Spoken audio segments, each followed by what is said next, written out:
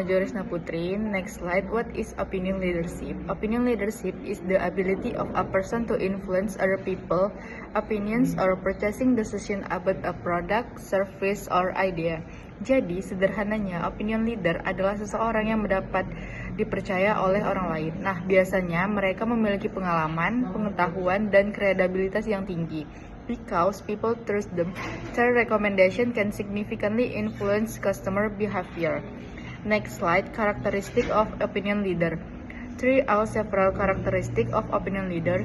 Yang pertama, they have good product knowledge. Mereka benar-benar memahami produk yang mereka gunakan. Yang kedua, they actively seek new information. Yang ketiga, mereka memiliki kemampuan komunikasi yang baik sehingga mudah menjelaskan suatu produk kepada orang lain. And finally, people trust their opinions before making a purchasing decision. That is why opinion leader have a strong influence in marketing. Hi guys, my name is Aulia Mutmainah and I will be presented next slide. What is diffusion? What is diffusion and innovation? Oke, di slide pertama ini memberikan pemahaman, yaitu sebuah proses di mana ide, produk, atau teknologi baru menyebar ke seluruh anggota masyarakat dalam jangka waktu tertentu melalui berbagai saluran komunikasi atau communication channels. Teori ini dikembangkan oleh Everett M. Roger dengan tujuan utama untuk memetakan bagaimana sebuah inovasi bisa diterima dan diadopsi oleh berbagai kelompok orang yang berbeda.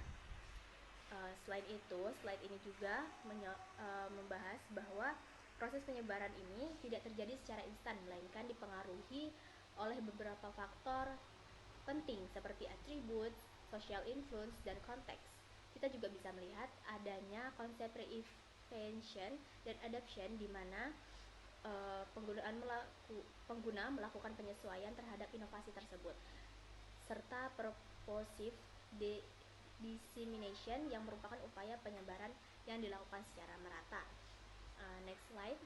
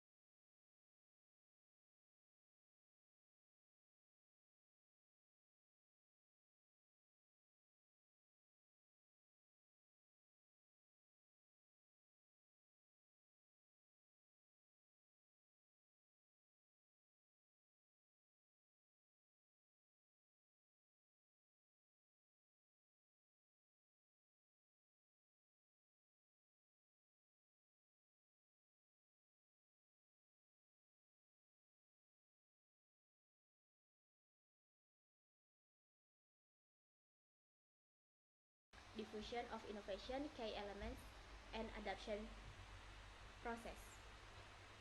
Oke, di slide ini merinci komponen-komponen penyusun difusi serta perjalanan mental seorang individu dalam menerima hal baru. Terdapat 4 elemen kunci yang mendukung proses ini. Pertama itu innovation atau produk atau ide baru yang diperkenalkan ke pasar. Yang kedua ada communication channels, yaitu media atau cara yang digunakan untuk menyebarkan informasi inovasi tersebut. Yang ketiga ada time, yaitu durasi atau waktu yang dibutuhkan masyarakat untuk mulai beralih menggunakan inovasi. Dan yang terakhir adalah social system, di mana struktur komunitas atau lingkungan sosial tempat inovasi itu berkembang. Slide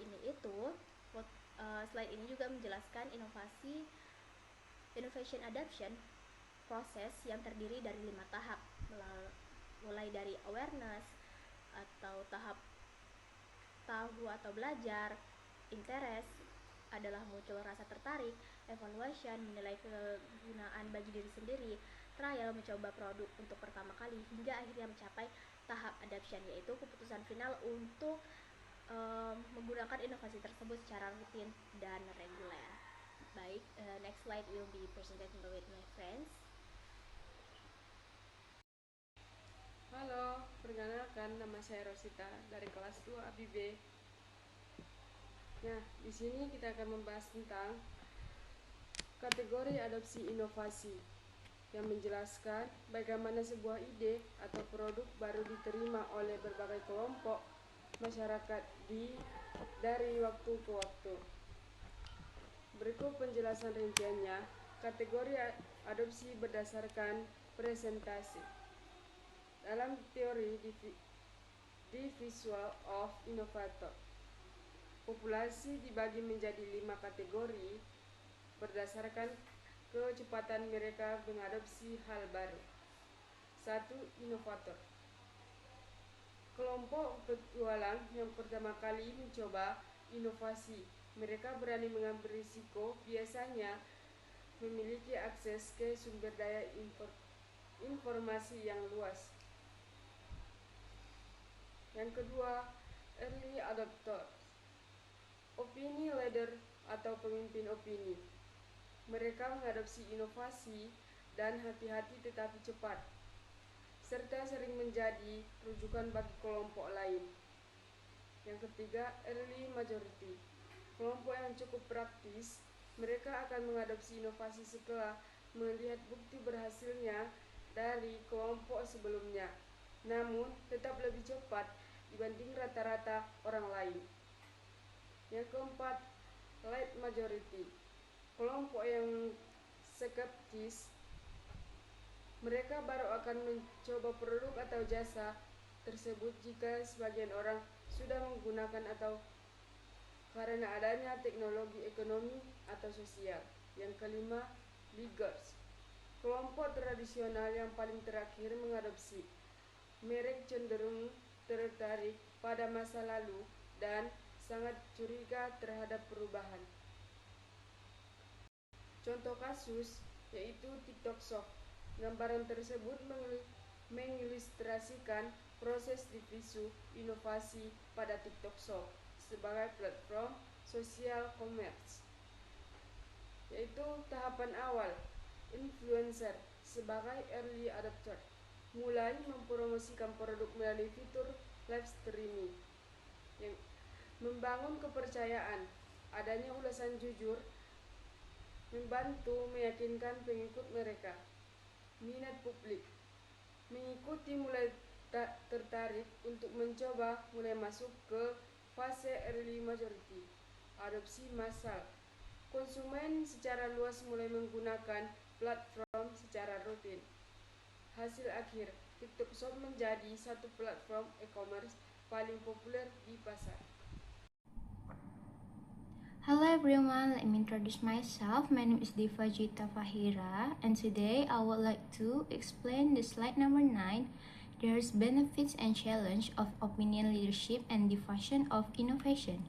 Yang pertama, benefits atau manfaat. Yang pertama, introduce new products more effectively, atau membantu memperkenalkan produk baru dengan lebih efektif berdasarkan opinion leader. Dan yang kedua, build consumer trust. Jadi di sini manfaat yang kedua adalah membangun kepercayaan dari konsumer akan produk yang ditawarkan.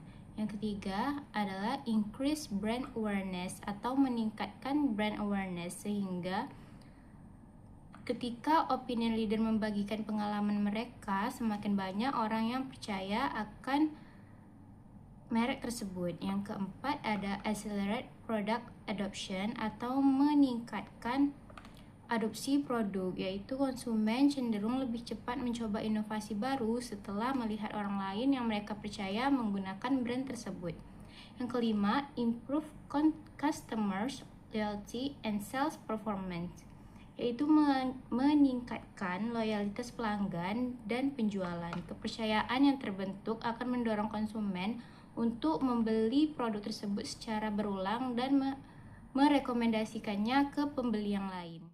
Yang kedua, ada challenge atau tantangan dari opinion leadership and diffusion of innovation, yaitu yang pertama, Negative information can spread quickly, atau informasi negatif mudah sekali tersebar terutama di sosial media yang bisa mempengaruhi citra dari brand tertentu. Dan yang kedua, choosing the right opinion leader is not always easy. Jadi, memilih opinion leader yang berkompeten dan memiliki citra baik itu tidak selalu mudah, karena di zaman sekarang banyak yang memalsukan informasi demi engagement yang tinggi. Yang ketiga, competition among brand is becoming more intense. Jadi persaingan antar merek semakin ketat sehingga perusahaan harus terus berinovasi agar tetap menarik perhatian konsumen. Yang keempat, ada consumer trends change rapidly, yaitu tren konsumen berubah dengan sangat cepat sehingga strategi pemasaran juga harus mampu mengikuti perubahan tersebut. Dan yang terakhir, customers are becoming more selective and critical. Atau konsumen saat ini semakin selektif dan kritis. Mereka tidak hanya percaya pada promosi, tetapi juga mencari ulasan dan pengalaman nyata sebelum memutuskan untuk membeli suatu produk. Jadi, berdasarkan materi yang telah dipaparkan, dapat disimpulkan bahwa opinion leadership memiliki peran yang sangat penting dalam memengaruhi keputusan konsumen melalui pengetahuan, pengalaman, serta rekomendasi yang diberikan oleh opinion leader.